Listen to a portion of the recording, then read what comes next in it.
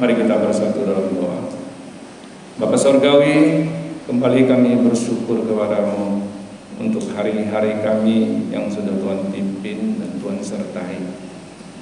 Dan khususnya pada pagi hari ini, kami sungguh bersyukur Tuhan menghantar kami ke rumah Tuhan untuk kami boleh berbakti kepada Tuhan. Terima kasih Bapa Surgawi untuk semua kebaikan-Mu bagi kami. Sebentar kami akan renungkan firman-Mu. Berkata-katalah kepada kami dan pakailah hamba-Mu ini hanya sebatas sebagai alat di tangan Tuhan. Dalam nama Tuhan Yesus kami berdoa. Amin. Silakan duduk saudara.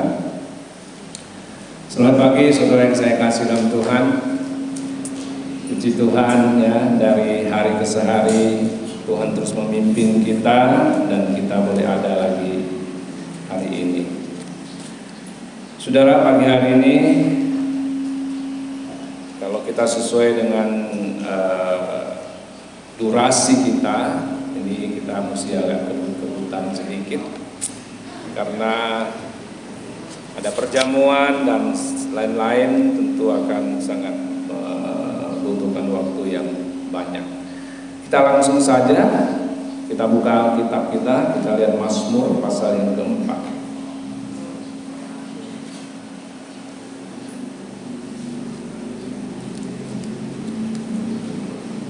Mazmur pasal yang keempat. Mazmur pasal yang keempat, kita baca ayat 9.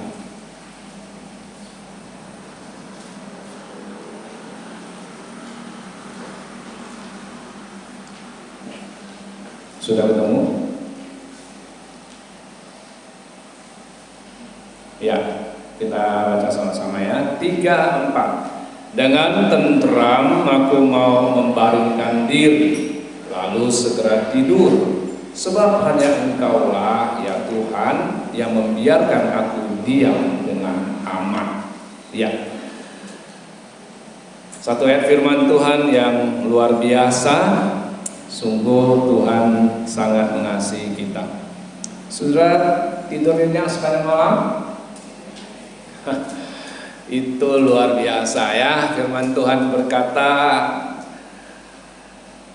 dengan tenteram aku mau membaringkan diri. Saudara, ini kalau di waktu yang normal mungkin kita bisa cerita banyak ya, tapi kita nggak bisa bahas terlalu detail saudara ya. Tapi yang jelas betapa luar biasanya kalau kita bisa tidur.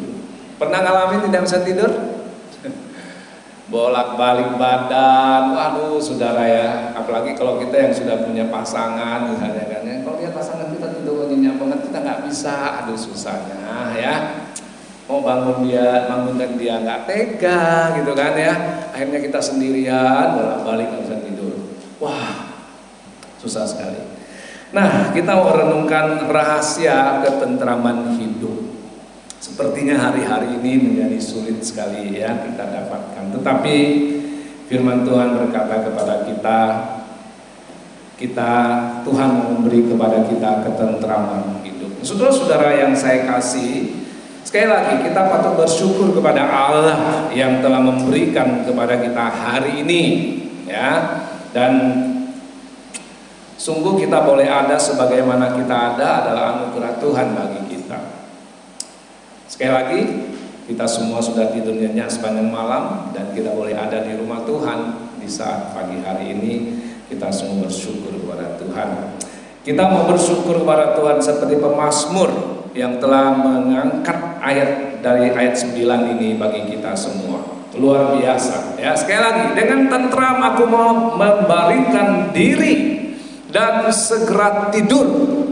Sebab hanya Engkaulah ya Tuhan yang membiarkan aku diam dengan aman. Tentram artinya aman, damai, tidak ada kekacauan dan tenang. Bayangkan saudara ya, Tuhan berikan itu untuk kita. Bukankah ini yang kita harapkan? Di tengah-tengah situasi kondisi seperti sekarang ini, dengan new normal dan apapun istilahnya saudara ya, dan Presiden Jokowi ngancam mau cabut itu new normal, saudara ya, karena angka positif COVID makin hari makin tak terkendali sepertinya seperti itu. Saudara, ini sangat-sangat membuat kita jadi tidak aman, kita tidak tentram, saudara ya. Tentram adalah suasana hati yang timbul sebagai akibat atau dampak dari reaksi kita dalam menyikapi setiap situasi kondisi yang sedang terjadi. Bagaimana dengan hari ini? Di tengah-tengah COVID, ada masalah yang lain, ekonomi yang porak-poranda, dan semua orang alami itu juga. Jadi COVID dialami orang, krisis ekonomi juga dialami. Ya, jadi dua hal sekaligus berjalan bersama-sama, dan ini membuat orang jadi pusing, saudara. Dan semua kita pasti akan bereaksi terhadap situasi kondisi ini.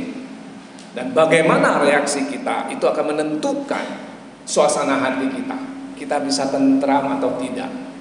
Itu sudah. Nah, saudara yang saya kasih dalam Tuhan, itulah sebabnya Rasul Paulus memberi nasihat kepada kita untuk mengisi perbendaharaan hati dan pikiran kita. Dengan apa, saudara? Luar biasa. Ayat yang sudah kita hafal, saudara ya. Rasul Paulus berkata dalam firman Tuhan, dia katakan, baiklah kita berpikir apa? Semua yang benar, semua yang mulia, semua yang adil, semua yang suci, semua yang manis, semua yang sedap didengar, semua yang disebut kebajikan dan patut dipuji. Pikirkanlah semuanya itu. Karena dengan berpikir semuanya itu, kita akan mampu bereaksi terhadap apapun yang ada di sekitar kita dengan baik, dengan tepat, dengan benar. Kalau saudara baca di Filipi pasal 4 ayat 8. Nah, saudara-saudari yang saya kasih dalam Tuhan, itu pendahuluan kita, saudara. Ya, kemudian kita kembali ke Mazmur pasal 4. Saya harap saudara nanti baca di rumah seluruh pasal ini, pasal 4, cuma ada 9 ayat, tidak banyak, saudara ya. Kita akan merenungkan ada 4 rahasia bagaimana kita dapat hidup atau mendapatkan ketentraman dalam hidup ini. Yang pertama, saudara, adalah datang dan berseru kepada Tuhan. Ayat yang kedua, saudara, ayat 2 berkata demikian, apabila aku berseru, jawablah aku, ya Allah yang membenarkan aku. Di dalam kesesakan Engkau memberi kelegaan kepadaku. Kasihanilah aku dan dengarkanlah aku. Apakah itu yang menjadi situasi kondisi kita saat ini? Kita sesak, ya, sesak mungkin karena begitu banyak hal, saudara ya. Bukan karena COVID, tapi mungkin karena ekonomi yang porak-poranda. Kita sesak mungkin karena ada persoalan-persoalan lain, dan kita kehilangan ketentraman dalam hidup ini. Dan pemazmur berkata, dan pengalaman hidupnya bersama dengan Tuhan, dia berkata, datang dan berseru kepada Tuhan. Datang kepada Tuhan dengan iman, bukan sekedarnya, saudara. Karena di dalam Ibrani pasal 11 ayat 6 berkata apa? Tanpa iman tidak ada seorang pun yang berkenan kepada Allah. Dan jika kita datang kepada Allah, kita berpaling kepada Allah, firman Tuhan bilang apa? Kita harus percaya bahwa Allah ada. Kalau kita percaya Allah ada, maka Allah sanggup mengatasi segala sesuatunya. Itu poinnya, sudah. Datanglah kepada Tuhan, ya, dengan iman. Berserulah kepada Tuhan. Atas dasar apa kita berseru kepada Tuhan? Firman Tuhan yang kita baca tadi, atas dasar karena kita sudah dibenarkan. Wah, luar biasa, saudara. Ini kalau kita bahas panjang lebar, saudara ya. Tapi biarlah ini apa adanya, kita coba lihat, saudara. Saya berharap kita dapat menyimaknya dengan baik, saudara ya. Atas dasar karena kita sudah dibenarkan, maka kita datang, kita berseru kepada Tuhan. Kita datang, kita berseru bukan karena kita baik. Kita datang, kita berseru bukan karena kita sudah melakukan sesuatu yang luar biasa untuk Tuhan, bukan. tapi karena kita sudah dibenarkan. Ya Allah yang membenarkan aku. Allah yang membenarkan kita orang-orang yang berdosa ini. Saudara, kalau saudara nanti pulang ke rumah, ini saudara kalau bisa catat ya. Sekarang kita serba susah nih ya. Mau bawa pulpen takut nanti susah, pulang bersihin pulpen lagi. Bawa buku catatan susah, semua susah saudara ya. Warta juga suatu lembar enggak ada lagi catatan khotbah saudara ya. Saudara bisa hafal enggak?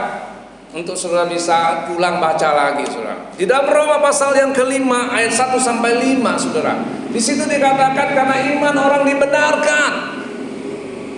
Ya, kita datang kepada Allah. Kenapa kita bisa dibenarkan? Dibenarkan dulu atau beriman dulu saudara? Dibenarkan dulu saudara. Walaupun dikatakan karena iman orang dibenarkan saudara, tapi Allah membenarkan kita saudara. Ya, dari awalnya saudara. Maka kalau kita baca lagi di dalam di dalam Ibrani pasal 4:16 saudara, di situ kita melihat betapa Tuhan luar biasa kepada kita. Karena kita sudah dibenarkan, kita punya imam besar yang sempurna kan? Sehingga kita punya keberanian untuk datang, untuk berseru kepada Tuhan. Dan ini rahasianya saudara, untuk kita, untuk bisa membuat kita jadi tentram. Kita boleh datang kepada Allah, kita boleh berseru kepada Dia. Sementara jawaban doa ada dalam kedaulatan Tuhan. Lagi-lagi bukan karena kita terlalu baik sehingga doa kita dijawab oleh Tuhan, bukan karena doa kita terlalu bagus, narasinya begitu indah, bukan. Tapi semua itu ada dalam kedaulatan Tuhan. Dan percayalah bahwa Tuhan akan memberikan yang terbaik. Sudah baca lagi dalam Roma pasal 8 ayat 28. Itu yang pertama saudara. Jadi ketentraman hidup, rahasia ketentraman hidup yang pertama itu datang dan berserulah kepada Tuhan. Untuk apapun juga yang sedang saudara hadapi dan alami saat ini. Yang kedua saudara, karena kita mesti cepat. Yang kedua, mengetahui kita adalah pilihan Allah. Ini luar biasa saudara. Ayat yang keempat di situ dikatakan apa saudara? Ketahuilah bahwa Tuhan telah memilih baginya seorang yang dikasihinya. Ini sangat istimewa saudara. Ya, Tuhan mendengarkan apabila aku berseru kepadanya. Tadi dibenarkan, sekarang menjadi pilihan saudara. Kita tahu bahwa kita adalah pilihan Tuhan. Ini adalah hal yang luar biasa. Kita dibenarkan dan kita dipilih, sekali lagi, bukan karena kebaikan kita, bukan karena satu jasa dari perbuatan amal kita, tetapi semata-mata hanya karena anugerah. Kita mendapatkan hak istimewa ini. Suruh baca lagi Roma pasal 8 ayat 29 sampai 39. Di situ panjang lebar bagaimana firman Tuhan datang kepada Rasul Paulus itu disampaikan kepada kita sekalian. Kita tidak punya cukup banyak waktu saudara untuk membahas semua ayat-ayat yang saya sebutkan tadi. Saudara yang saya kasih, bukankah dengan mengetahui hal ini bahwa kita adalah pilihan Tuhan akan menenangkan hati kita, akan membuat hidup kita menjadi tentram. Saudara tahu selama ini bahwa saudara adalah orang pilihan Tuhan. Pilihan loh saudara. Ya, election, pilihan dari sekian banyak manusia. Ya, 7 miliar lebih manusia. Saudara adalah orang pilihan. Kebayang nggak saudara? Jadi saudara bukan orang sembarangan. Itu hak istimewa saudara. Dengan mengetahui hal seperti ini saudara, harusnya kita menjadi tentram. Ya. Kalau saudara baca Roma 8 itu saudara, itu luar biasa. Tidak ada sesuatu apapun yang akan mengacaukan, yang akan membuat orang pilihan Allah itu terpisah dari Allah. Ya. Itu luar biasa sekali. Begitu banyak perinciannya, saudara. Itu kalau saudara baca di situ, saudara inventarisir, begitu banyak sekali hal-hal yang ada di situ. Bahkan saya katakan, memang di situ nggak disebut corona, saudara ya. Corona apa bisa membuat kita jadi tidak tentram? Harusnya tidak, saudara. Ya. Dan saudara tinggal tambahkan apa lagi? Karena saudara orang pilihan Allah. Kalau orang pilihan pasti jaga. Saudara-saudara yang saya kasih, dengan mengetahui hal seperti ini, kita bisa tentram. Oke, yang ketiga, ayat yang keenam, yang ketiga ayat yang keenam berbicara tentang mempersembahkan, ya, persembahkanlah korban yang benar dan percayalah kepada Tuhan. Saudara-saudara yang saya kasih, mempersembahkan korban yang benar. Di sini berbicara mengenai bagaimana kita berbakti kepada Tuhan, karena mempersembahkan korban itu ada dalam satu suasana ibadah, suasana kebaktian. Nah, jadi mempersembahkan korban berbicara tentang bagaimana kita berbakti kepada Tuhan, ya, yaitu dengan mempersembahkan korban. Dan di sini penekanannya adalah korban yang benar. Korban yang benar itu korban yang seperti apa? Kalau kita merujuk ke Roma pasal 12 ayat 1, korban yang benar adalah mempersembahkan hidup kita, mempersembahkan tubuh kita sebagai persembahan yang hidup, yang kudus, dan yang berkenan kepada Allah. Dan Tuhan, firman Tuhan berkata, itu adalah ibadahmu yang sejati. Jadi orang yang tidak mau datang berbakti kepada Tuhan, dia akan kehilangan ketenteraman hidup.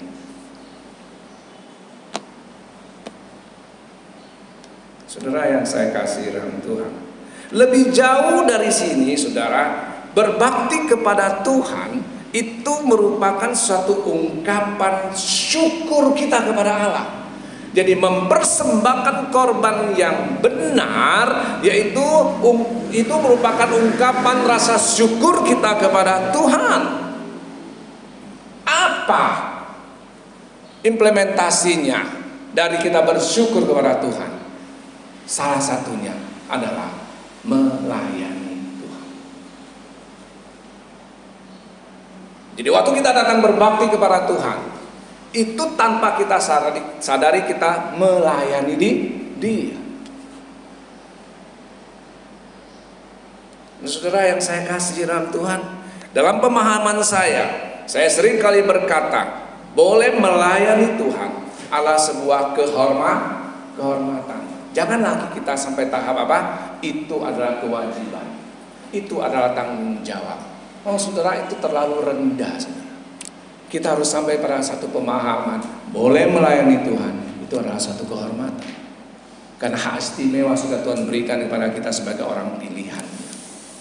Saudara-saudara yang saya kasih, dan bagi saya melayani Tuhan adalah aktualisasi diri kita sebagai orang percaya kepada Tuhan. Itu sebabnya saya bicara dengan beberapa teman, ya, beberapa rekan, termasuk ada yang diantara kita di sini. Kebaktian online itu bukan yang Tuhan kehendaki untuk menggantikan kebaktian yang berjemaat. Jangan sampai kita salah. Ya, kebaktian online oke-oke saja menjadi tambahan dalam satu program gereja, tapi tidak menggantikan kebaktian berjemaat seperti ini. Karena dalam kebaktian berjemaat seperti ini kita bisa saling melayani. Itu salah satunya, saudara. Salah duanya banyak, saudara, ya. Dan kita bisa melayani Tuhan. Hari ini saudara datang, saudara sudah saling melayani. Dan hari ini tanpa kita jadwalkan pun saudara sudah bisa melayani. Tanpa saudara namanya ada terjadwal dalam jadwal pelayanan, saudara juga sudah ikut melayani, ya kan? Saudara-saudara yang saya kasih, itu aktualisasi diri kita. ucapan syukur kita kepada Tuhan, yang boleh datang kepada Dia, yang boleh berseru kepada Dia sebagai orang pilihannya. Dan kalau kita boleh melayani Tuhan, saya katakan sekali lagi, itu kehormatan, dan itu ada satu kepuasan tersendiri. Dan kalau kita sudah puas, tentramlah hidup kita sendiri. Selalu renungkan baik. Dan selama ini kita tidak mau ambil bagian pelayanan. Ayo saudara, renungkan dengan baik. Terlalu banyak pelayanan yang bisa saudara ambil. Itu adalah aktualisasi diri kita sebagai anak Tuhan, sebagai orang pilihan Tuhan. Yang keempat, saudara, ini jawabannya yang memberikan ketentraman, bahkan itu yang bisa kelihatan, saudara. Ya, sudah tentram enggak? Yang keempat, yaitu ayat yang ke-8. Ini poinnya lucu, saudara. 2, 4, 6, 8, saudara, ayatnya ya. Ayat 8 bilang, engkau telah memberikan sukacita kepadaku lebih banyak daripada mereka ketika mereka kelimpahan gandum dan anggur. Wow, apa poinnya, saudara? Ada sukacita yang luar biasa. Saudara-saudara yang saya kasih dalam Tuhan, sukacita, ya. Inilah gambaran ketenteraman hidup. Kalau seringkali kita datang, kita mendengar orang berkata, datang jangan pakai muka pepaya dong, ya. Ayo coba lihat mukanya, muka melon. Sekarang nggak kelihatan lagi, saudara. Udah pakai masker semua, ya. Muka masker semua, nggak ada muka pepaya, muka melon lagi, muka masker. Sukacita. Saya pikir itulah gambaran seseorang yang sedang mengalami ketenteraman hidup. Ya, sukacita yang tidak dikondisikan, ya, bukan tergantung pada kondisi, saudara. Tapi sukacita yang muncul dari dalam karena pekerjaan Allah dalam hidup kita. Ini pemazmur menggambarkannya seperti ini. Ada sukacita yang luar biasa, saudara. Walaupun tidak dikatakan di situ, tapi kalau kita lihat pembandingnya dikatakan lebih banyak. Ya, tidak sekedar hal-hal yang bersifat materi, ya kan? Gandum, anggur, itu materi, itu kebutuhan, oke, ya. Tapi sukacita kita itu melampaui itu semua. Nah, itulah gambaran ketenteraman hidup. 4 rahasia ini sudah biar kita pikirkan, kita renungkan lebih mendalam. Kita terbatas, saudara, sekarang ini, saudara, ya. Kita nggak bisa mendalaminya begitu banyak. Tapi saudara pulang ke rumah masing-masing, saudara coba ingat kembali. Nah, ini direkam, nanti diupload juga. Saudara bisa dengarkan kembali ayat-ayatnya, bisa saudara catat, dengar, catat, dan baca ulang, saudara. Dan saudara akan dapatkan lebih. Saya tidak bisa berpanjang. Ini tinggal 10-11 menit kita akan lanjutkan kebaktian kita. Nah, saudara-saudara yang saya kasih dalam Tuhan, biarlah dalam situasi apapun, yang bagaimanapun, ya, seperti sekarang ini, kita tetap mulai mengalami ketenteraman di dalam Tuhan kita Yesus Kristus yang mengasihi kita. Amin. Mari kita berdoa. Kami datang kepadamu Bapa, kembali bersyukur untuk firman-Mu yang sudah disampaikan kepada kami secara singkat pada pagi hari ini.